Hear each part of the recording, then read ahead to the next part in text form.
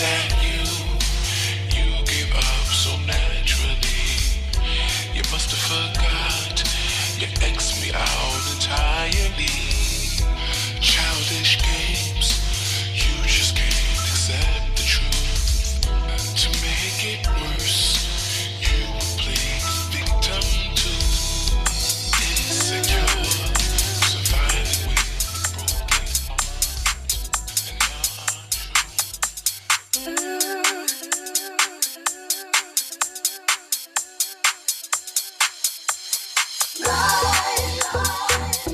And now I'm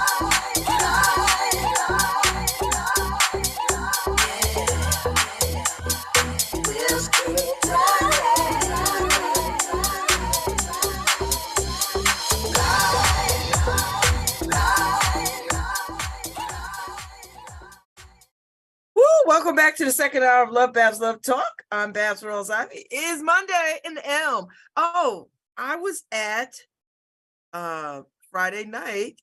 I was at the symphony. They had a guest conductor, Donato Cabrera, and it was a wonderful concert. Beautiful music. Wonderful, wonderful evening. He was good. He centered the musicians beautifully. Like he was with them. He wasn't just, I'm the maestro and y'all are just backing me up. It was, I'm centering all y'all. It was good. I loved the way he was with the orchestra.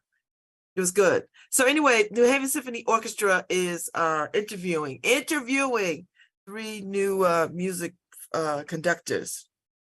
4, actually. I thought it was 3, but they told me when I was talking to the folks, to the symphony team, they were like, yeah, we were trying to hold it to 3, but it became 4, and so they've got 3 more conductors auditioning in the coming spring. So I would be on the lookout for that, or I think into the spring. So they've got 4 conductors, and listen. He set the bar high. I'll tell you that. The bar is mighty, mighty high. So you conductors come to New Haven. I hope you know you got to set the bar high, because this guy, he was good. Listen, he centered the marimba player. When do you see that? You see the marimba in jazz often. You never see it centered in symphony. So it was really good, and she was badass on the marimba. I got to tell you, it was something. I enjoyed it very much. I really did. And yes, Donato Cabrera. And so he came. He did the Dvorak 8th Symphony. And then he did his thing is he likes living composers. So you're not going to get all that Beethoven and all that other kind of stuff. You're going to get you some living folks. And he started off with Anna Klein's Stride, which I guess is a deconstructed idea, taking its nods from Beethoven's Sonata Pathétique for piano. It was good. I mean, it really was a wonderful concert. I enjoyed it very much, I must say. I enjoyed it very much. So high five. And if you want to see more of it, it's up. Adam Matlock did a piece for the New Haven Independent, and it's up on the New Haven Independent site. Guest conductor strives to success in NHSO concert. So that was really good. So if you want to hear it, go, and particularly if you want to see the marimba being centered, and she played beautifully, like she was in command. And then he took sections of the orchestra and gave them some shine, which you don't often see too much. You don't often hear the strings do their thing, and percussion do their thing, and all the other people do their thing, and woodwinds do their thing, and you know what I mean? Like he centered all these musicians, and I thought that's a really cool thing. I thought that was really, really cool. So it was impressive to me. Now, whether it get him the job, maybe I don't know. I have no idea, but he set the damn bar high. So the rest of the people, whoever's coming after, whoever's coming, y'all got to bring it, because he set it up for you. And I enjoyed it immensely. I really did. It was really a wonderful, wonderful evening of music. And that's what I love about my city. I truly am a fan of the opera. I mean, the symphony, opera too, but the symphony. I am truly a fan of the symphony.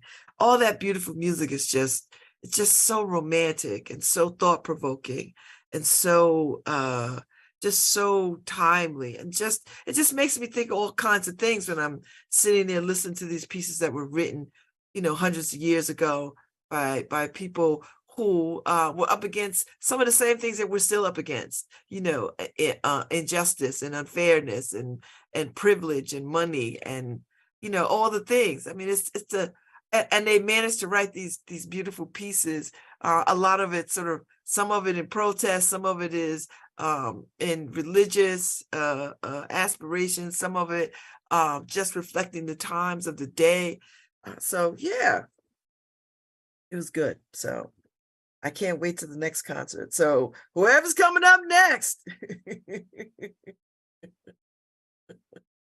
y'all better bring your A game, because Donato brought his A game. He's like, I ain't playing with you, conductor hoes. I'm not playing. So New Haven, are we getting a 10th square? Are we getting a 10th square? Am I understanding that it's going to be a 10th square? Is that even possible? They're building more apartments. This was up the other day, and I was thinking about this, because they tore down the old Coliseum. I guess the original plan was to tear down the Coliseum. I thought that the Longworth Theater was a possibility of going over there too, and all this other kind of stuff. But now they've got some plans. Okay, so they're going to build some more apartments. I swear to God, we are becoming the land of the apartments. More apartments, parking, of course, because God knows we don't have any parking. And a lab. So for square 10. So we call it's in the 9th square. So just beyond the 9th square. So I guess they're gonna call it square 10. So finally something's gonna be done over there. So 200 apartments, that is a hell of a lot. And it gets you closer to the train station, if that's your vibe. Like if you need that, particularly if you want to, live here and work in New York or somewhere, you could walk to the train station. I don't know what the apartment's going to look like that they built on top of the old Church Street South site. God knows what that's going to look like. Then you'd be right across the street from the train station. I don't know. It's all so strange to me. How they can luxury apartments. There's hardly any blowback on these kinds of apartments. No one talks about density. No one talks about overpopulation. No one talks about that in regards to developers building these kinds of apartments. But the minute you start talking about low income and the like, then it becomes problematic. Oh, we can't have a whole concentration of poor people in one place. We can't. And we definitely can't have a high rise. We can't do this. We can't do that. But that's not the conversation for market and luxury apartments. That's never the conversation. Oh, the more the better, the higher the better. And I find that I need to delve into that a little bit more, because I find that hella suspect. And it just seems disingenuous on a lot of levels. Why not? Why for one and not the other? And it doesn't have something to do with who is in one camp and who isn't, and how do we get people to think about the necessity for affordable apartments, and to make way for that, and to build for that, and have that in addition to luxury apartments. I find it amazing that some of these luxury apartments, and I did not even know this existed. It freaks me out every time I think about it, that, you could, they can make for low income apartments and protected apartments, and then give these people a separate entrance.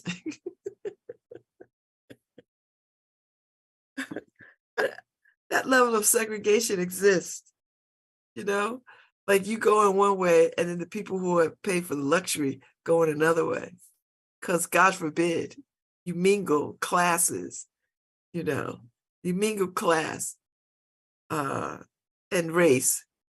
It's just the things that we do in the name of, it's the things that humans do to each other. It just boggles the mind how we share this earth. We all breathe this air. We all drink this water. And yet we are so willing and ready and demanding of some kind of separation, some kind of segregation, so that there's always an other. Can't be us, always other, always an other. And and as long as we allow for that, these problems are going to just plague us, because we're not thinking about each other in a way of equality out the gate. We're not thinking equality. We're thinking us, them, other, them, other. They're not like me. They're not like where I come from. They're not they, them, And I'm just, it's just so disconcerting, I think, or outright angry, not even just disconcerting, just outright anger toward the way that we are willing to sort of segregate ourselves from each other, that we are willingly and deliberately erecting barriers toward our humanity. that we are doing that work, and without apology, and nobody's checking, and so few are calling it out, so few. It's just heartbreaking, I think, that we're willing to sort of live like that as people. So it's just all these kinds of injustices that just, go unchecked and unchallenged. And here we are calling ourselves modern. Are we though? Are we modern? Are we modern? Are we? No, I just, that's just food for thought. As you go about your day, as you pay attention, when you do that DEI work, right? And they always tell you, that a lot of that DEI work is to sort of, make decisions through that lens, make decisions through a culturally competent lens or an anti-racist lens. Honestly, make decisions based on an anti-racist lens.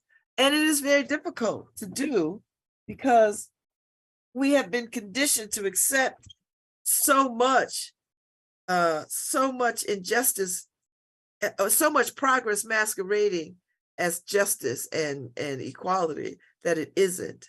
You know what I mean? Like I always say to people, you don't have to be white to do the work of white supremacy. I mean, you literally do not have to be white to do the work of white supremacy, because it's so ingrained. It is so much a part of the American structure. It is so much a part of the world culture, even though people of color are the majority of people on the planet. White people are not the majority. People of color are. And by people of color, I mean, not just black, brown, Asian, and everything in between. So, but when you make decisions through an equitable lens, and an inclusionary lens, that's how you change the world. Gets to change based on how we make these decisions about where the allocation of resources go. And that's where local politics is a must for you to be involved in, because the allocation of resources is what makes or breaks a city. Can make a city great, can make a city small, can make a city groundbreaking, can make a city a desert or a ghetto, can make a city a ghetto, and so that's why politics at the local level is so important, because that's where you live. You live at the local level. You don't live on the national level. You live at the local level. And though the national level guides what happens on the local level, where you live is on the local level. And you have got to, even if you say to yourself, I hate politics. Well, you can hate politics all you want, but if you have kids in school, you have to be concerned about how curriculum affects and prepares your child for the world stage. So that's politics. You want your streets cleaned, your garbage picked up, and your trees trimmed. That's politics at the local level. That you and your neighbors voting, sort of saying, this is what's important to us, this, and this. Well, that falls into that. That's politics. So you cannot just walk around and allow other people to make decisions without having some say-so. And then when something comes down the pike that you don't dig, then you're up in arms. You have to be up in arms from the very beginning. You cannot be fair weather citizens. You have to be citizens all the time. You cannot pick and choose when you want to be moved by something in your city and town because you think it doesn't affect you directly. Everything that happens to you affects you. If you live in Newhallville and there's a shooting in Newhallville, you damn well better be concerned in Westville about what is going on in Newhallville.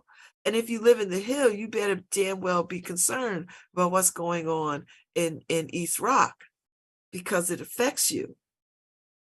And you have to make those correlations. You have to. You cannot just be like, I'm on my little street in East Rock and everything is nice and I know my neighbors and my street is picked up and the lights work and the lawns are mowed and the kids are playing and there's no problems. That's a false sense of security when you live in a city. That's false because every place in this town, in this city, you go 2 blocks is abject poverty in any direction from any vantage point in this city. You stand in East Rock, you go a couple of blocks over, you cross Whitney Avenue, up the hill, down the hill. You in Newhallville, that's abject poverty.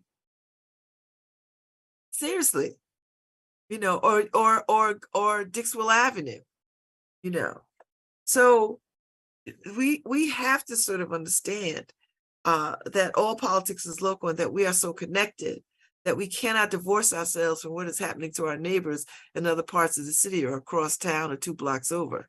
That is your business. It is your business, and you have an obligation as citizens to sort of reach out, do your part, and make all of New Haven better, not just the parts that you live in, not just where you park your car, but all of New Haven. And see, that's where we got to get to. That's the togetherness that needs to happen in community. That's what needs to happen. And we need affluent people to care deeply about what is happening, the same way that poor people in Newhallville and in the Hill and West Rock and all of that. We need everybody to sort of care about what happens in the city.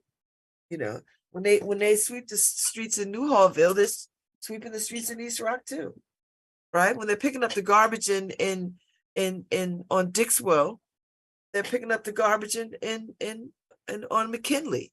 Do you know what I mean? So it's all connected. It's not, we can't just be concerned about my little bit of neighborhood. All of New Haven is your neighborhood. It is all your neighborhood. So when Yale encroaches, they're not encroaching in Westville. They're not building stuff in Westville. They're not encroaching on East Rock. They're not doing that. They're not spreading out to East Rock. They're spreading out to the poorest of the poor because, people always think, well, the poor people can absorb. They can absorb loss of of things. They can absorb it. We're making them better by being there. We're bringing something to them. I don't know what that is. You know, I don't know what that is, except for folks that don't reflect that neighborhood. And I don't begrudge anybody living wherever they want to live, because I think there's enough space in this town for neighborhoods to sort of take in all kinds of people. That just makes the neighborhood better when you have all kinds of people in community. I think, you know, I happen to live in Newhallville right now. It's a very vibrant neighborhood. It's the same housing stock as East Rock. Same housing stock. This ain't no new houses. The same housing stock, you know. But yeah, when I drive down East Rock, when I'm in the East Rock neighborhood, I don't see the amount of trash that I see in Newhallville. Newhallville has a lot of trash. I don't know what that's about. I don't understand it. But when I'm in East Rock, I don't see the trash the way that I see it here. And East Rock is densely populated, just like Newhallville. You know, it just bothers me. It bothers me. I think West Ivy Street is probably one of the dirtiest streets I've ever seen in my life. It's like one of the dirtiest streets I've ever seen. I don't know how those people stand it. I don't know how they come out their doors every day and see that level of garbage in their streets. I don't understand that. I just don't. I can't stand it on my street. And my street, these folks come out, you know, the people that actually own their properties. And I hate saying that, because people who rent could care about their properties too. Ugh. So that bothers me. And I don't need a dissertation on why I think this is a problem. Because I know there's a bunch of theories on why it's a problem. And it has something to do with poverty and economics. But I grew up poor. I never saw that. When I grew up at Church Street South, people kept their places there was not garbage when I was growing up. Now things changed after I went off to college and it became a drug war zone. But when I was a kid, it was a very clean place. People cared deeply about that. No one tolerated garbage. I never saw trash and stuff. I never saw it. Never saw it. There was grass in the front of our house. There was a big grassy field in the front of in Christopher Green. And then they tarred it over, black tarred it over, because they didn't want the responsibility of cutting the grass. You know, it was just, and all the ways in which they demean and treat poor people as if poverty poverty requires mistreatment. That poverty is some kind of moral failing. And it isn't. It just isn't. And so it is everybody's business to care about what happens in communities and towns. You know, that's why serving on boards is so important. And having people learn how to be on boards, training people how to be on board. And I was just having this conversation with some folks Saturday at Possible Futures, having this conversation about, you know, people get on boards and it's like a popularity contest rather than a community service commitment, you know. And you have to take these responsibilities seriously. And when you don't, things like the Pride Center happens. You know, people not doing their due diligence. And, you know, serving on a board is not easy work, and it shouldn't be. It should be your commitment to serve. It should be your commitment and your honor to sort of help make your community and the organizations that serve your community relevant and viable and trustworthy. You know, that is your responsibility. I serve on a bunch of boards because I care deeply about this city, and I have a particular set of talents that lends itself to be shared. I understand that. I don't not know that. I know that. How could I not know that? I'm 60 years old. I know the experiences and the skill set that I have that I bring to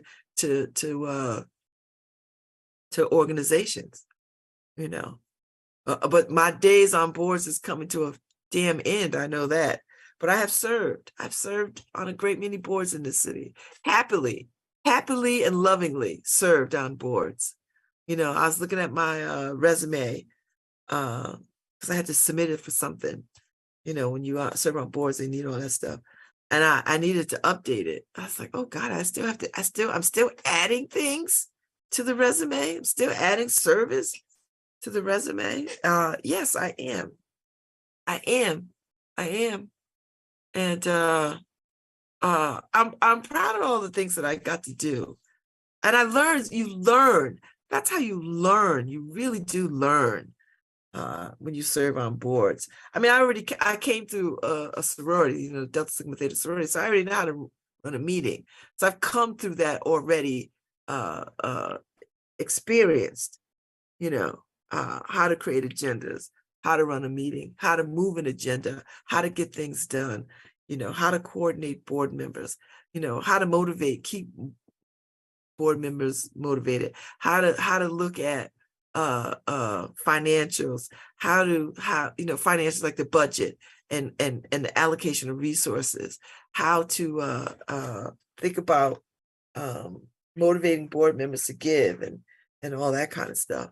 Those are the things. And so you see people who serve in these capacities over and over again because they have the skill set to do it.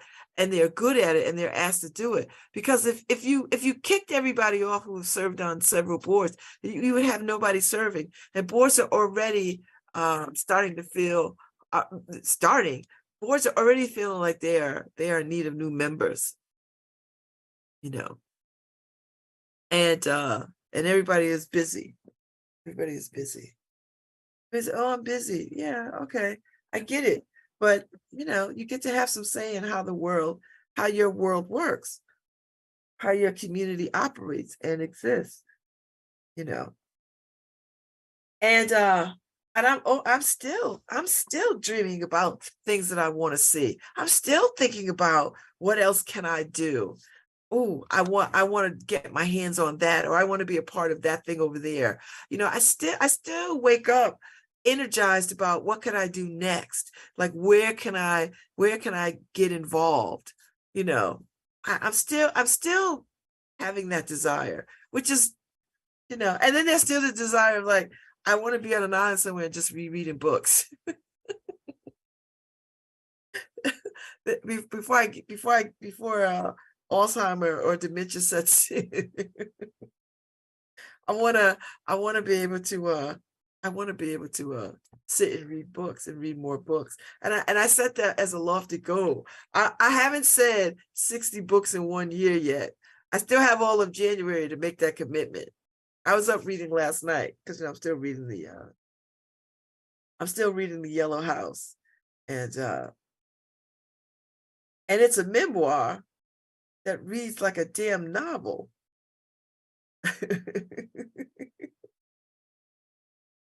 And it is it reads like a novel, and every time I read it, it just freaks me out because I'm like, I go and I turn it. I was like, is this a novel? So it's a book. It's a memoir by Ivory Mae Brown, and Sarah M. Broom. Sarah M. Broom. It's her story about her family. And Sarah M. Broom, she's a writer. Writers, their stuff is in the New Yorker, the New York Times, Oxford American, O Magazine, all the things. And it just reads like a novel, and it's so beautiful. It's just so beautiful. And every time I sit and read it, I'm like, whoa, gosh, this is lush. So, but I need to finish it because it's time to go on to other books. And I still haven't read Isabel Wilkerson's books. I've got to Warmth of Other Suns and Cast, and I got to get to those. But I've got to read Toni Morrison's The Book of Self-Regard, and I mean, this is I have nightstands, I have books and piles of books that I need to get to, and that just requires a commitment of time. So I'm always looking at Oprah like, how does she read all these damn books? But as I said at the top of the first hour, you make time for the things that you find important. And so if that's my guiding light, then I have to make time for the things that I say that are important. And, so last night I made time. After I turned off, I watched The Last of Us. This little show on HBO gonna get on my nerves because it's already giving me anxiety. Last week when it aired, I watched it back to back. I watched the pilot episode, and then they aired it again. They aired again at the second time, right after they aired the first time. So last night I didn't do that. I was like, oh no, I'm not watching this again because it's a lot. It's a lot to unpack. Oh, so I turned it on. I said, you know what? Let me pick up the Yellow House. And so I read that into the night a little bit and then went to bed because it's just such a beautifully written book. But when I picked it up last night, I was like, you know what? I'm finishing this book this week. Like every night I'm reading this book and then I'm finishing it this week. That's it. By Sunday, I'm going to be done with this book. That no ifs, ands, and buts about it.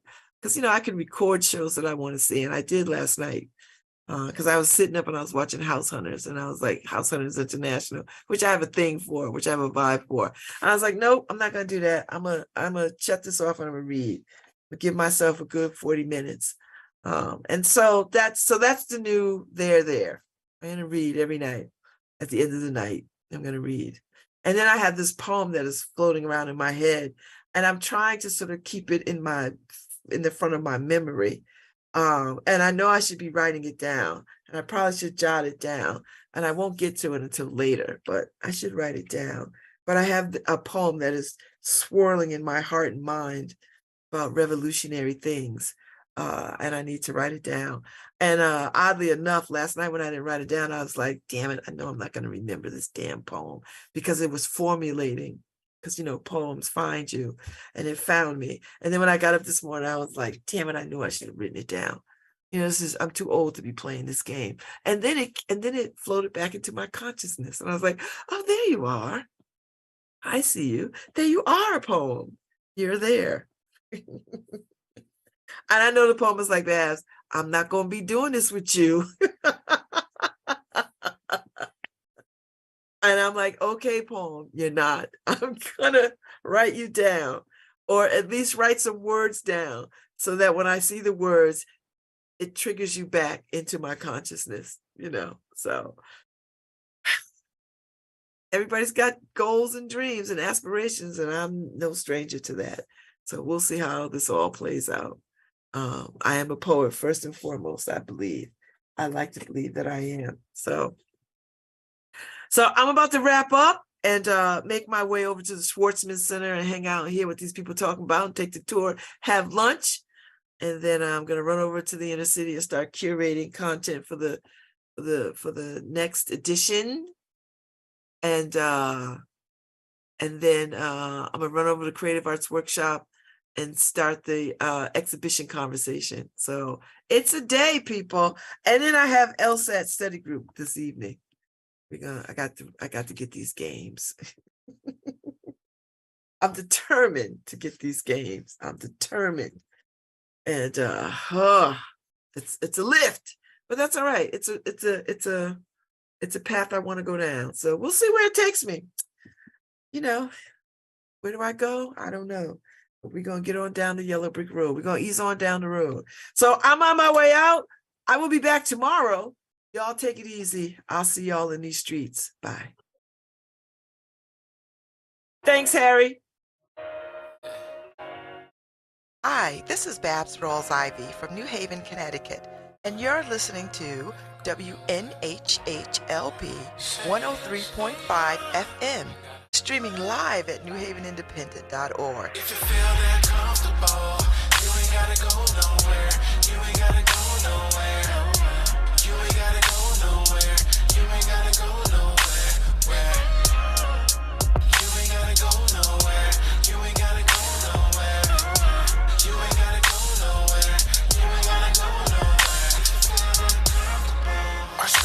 set up to say nothing.